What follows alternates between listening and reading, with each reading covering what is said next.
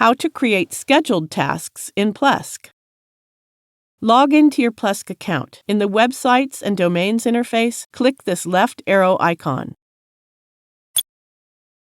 Click Scheduled Tasks option. You can see and change your time zone before you schedule a task. Just click the Settings button and select your time zone from the list. Now click the Add Tasks button. Now click the Options button and select the type of task you want the Plesk to perform. For instance, I want to run a PHP script. Specify the full path to the PHP script on the server. You can also select the PHP script through the folder icon.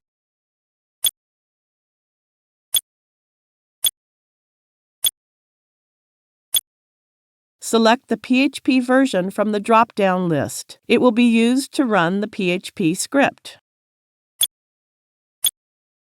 You can specify when and how often you want the task to run. By default, scheduled tasks will run daily at midnight. Enter a description.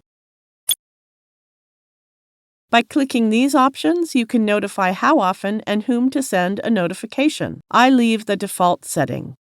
When ready, click OK. That's it. The task has been created. It will keep running until we remove it. It is the end of the tutorial. Thank you for watching.